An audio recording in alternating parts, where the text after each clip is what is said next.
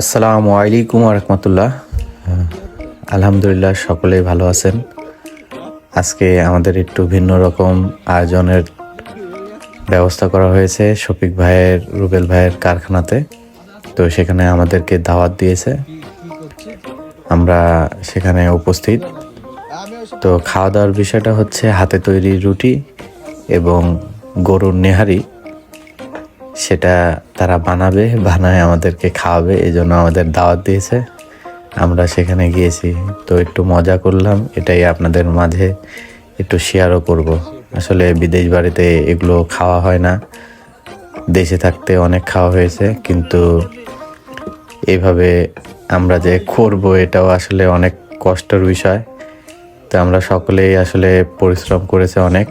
আমি মোটেও কিছু করি নাই, আমি শুধুমাত্র ভিডিও করলাম, ঘুরে বেড়াইলাম, তাদেরকে একটু জ্বালাইলাম, এটাই আপনাদের মাঝে একটু শেয়ার করলাম। এসে কে বানালো এই অ্যাপেলের লোগো?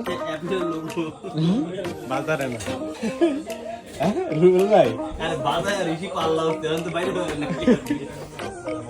আজে বাতা ফুলাস দিতাম, ফুলাস দিলেই তো আর শফিক ভাই খালি গায়ে আছে, বড় ভিডিও করে বড় ফেসবুকে ছেড়ে দিলে পরে আমাকে দিবি ঠাক। আরে রিপোর্ট করে দেবো কিন্তু আরে স্কুলের বন্টি, আপনারা স্কুলে যখন লেখাপড়া করছেন একটা পিতলের বন্টি লাগে, ডক্টরি যায় টন টন টন টন টন টন ঠুলুস।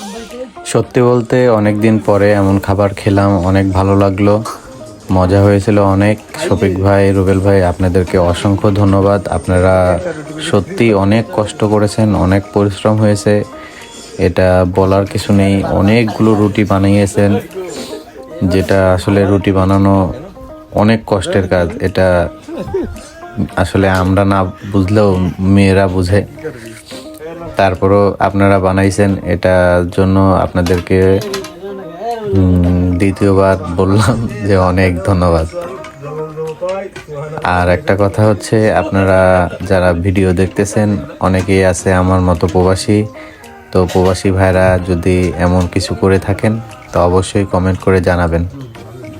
আর এমন নতুন নতুন ভিডিও দেখতে আমার চ্যানেলটি বা আমার পেজটি, আমার প্রোফাইলটি ফলো করে রাখবেন। সকলে ভালো থাকবেন, সুস্থ থাকবেন। আল্লাহ হাফেজ। ভিডিওটি উপভোগ করুন।